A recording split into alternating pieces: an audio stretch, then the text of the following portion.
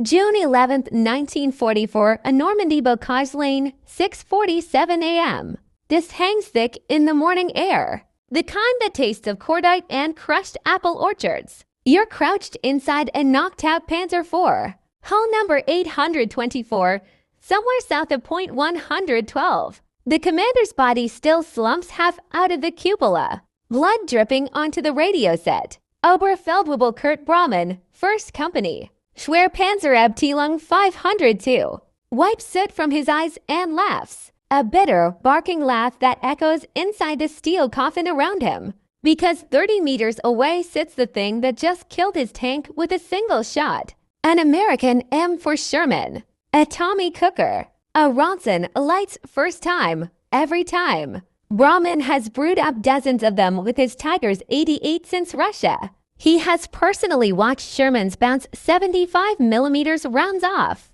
Panther glazes plates like hailstones on a tin roof. And now this. He climbs out, boots crunching on shattered bocage hedge, and walks toward the Sherman like a man approaching a bad joke. The turret is strangely long. Too long. The muzzle brake looks wrong, bigger, heavier, British. A faded yellow triangle is stenciled on the barrel, the recognition mark of the Sherwood Rangers Yeomanry. Braumann spits, turns to his crew, and says the words that will haunt every surviving Panzertrupp veteran for the rest of their lives. Ein Spielzeug, mit einem größeren Spielzeug drin. A toy with a bigger toy inside it. He still doesn't know the bigger toy is the 17-pounder anti-tank gun, capable of punching clean through 192mm of armor at 1,000 meters. He still thinks the war will play out the way it always has. Shermans die fast. Tigers dictate the range. Germany grinds forward one village at a time. He is wrong. And in the next 6 weeks, the roads of Normandy will be lined with burning proof. First Blood, Hill 112, the 26th of June 1944, 1422. The corn is waist-high, swaying like a golden sea under a sky full of smoke. Trooper Joe Ekins, 1st Nordhamptonshire Yeomanry, peers through the gunner's side of Firefly. Velikaluki, named after some frozen Russian town none of them can pronounce. His hands are shaking, not from fear, from excitement. 3 kilometers east, 5 Tigers of Schwer SS Panzerabteilung 101 are prowling the reverse slope, supporting a battered grenadier battalion. Michael Wittmann is among them, Tiger 007, the same tank that posed so proudly in Paderborn. He thinks he is untouchable here. He is wrong. Ekins' commander, Sergeant Gordon, whispers over the intercom like a priest giving absolution. Target Tiger, 1 o'clock, hull down, 1,500 yards. Wait for it. Wait, fire. The 17-pounder recoils with a crack that feels like God slamming a door. The armor piercing. Sabot round leaves the barrel at 3,900 feet per second, faster than any German gun in Normandy. It crosses the distance in just over a second. Inside Tiger 007, Wittmann is leaning forward, scanning for the usual Shermans that always appear in fives. He never sees the flash. The sabot strikes the turret ring at a slight downward angle. There is no bounce. There is no spall. There is only a white-hot jet of molten steel that punches straight through the fighting compartment, detonates stored ammunition, and turns the most feared tank commander in the Wehrmacht into a brief, violent sunrise. The whisper becomes a roar, Cagney. The 18th of July 1944, Operation Goodwood. Dawn breaks over the Kong Plain in a red so deep it looks like the world is bleeding. 800 British tanks surge forward in the greatest armored assault since Alamein. Among them, scattered one per troop like wolves hidden among sheep. Ride 90 Fireflies with orders painted in white on every barrel. Keep muzzle hidden. The Germans are waiting. 3 battalions of Tigers and Panthers dug in along the Burgobis Ridge, confident the ground is theirs. Obersturmführer Hans Siegel, 2nd Company, SS Panzer Regiment 1, peers through his binoculars and actually chuckles. Rows of Shermans stretching to the horizon. Easy meat. Then the first 17-pounder speaks. A single sabot round arcs across 1,800 meters and punches straight through the driver's visor of a brand new Tiger to belonging to Schwer. SS Panzerabteilung 503. The King Tiger, 70 tons of sloped steel that Berlin swore nothing on earth could stop from the front, dies before it fires a shot. Ziegel's chuckle catches in his throat. All along the ridge it happens again and again and again. Fireflies hold position at maximum range, hull down in cornfields, while ordinary Shermans rush forward as bait.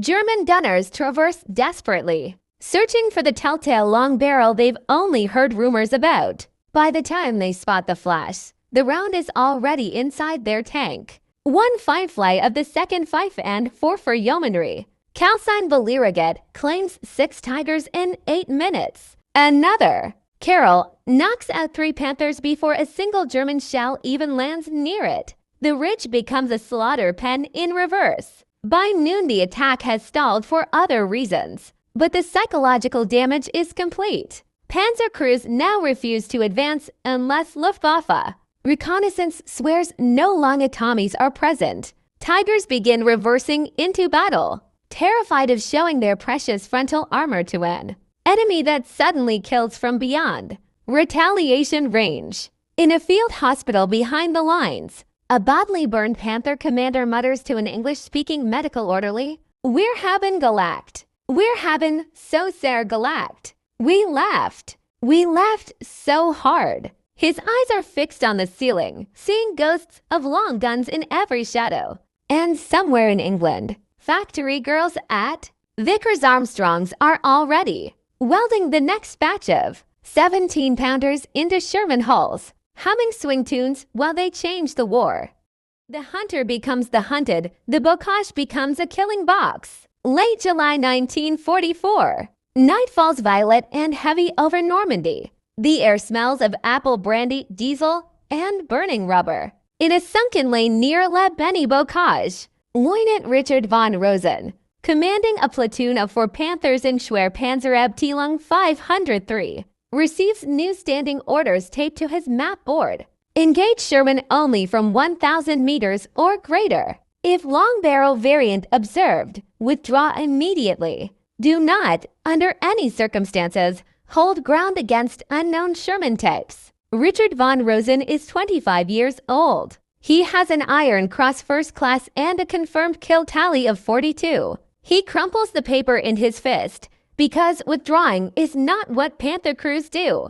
2 nights later, his platoon is ambushed at 1,400 meters by a single Firefly of the 23rd Hussars. The first Panther simply ceases to exist. Turret hurled 20 meters into a cow pasture. The second backs frantically into a stone wall trying to escape.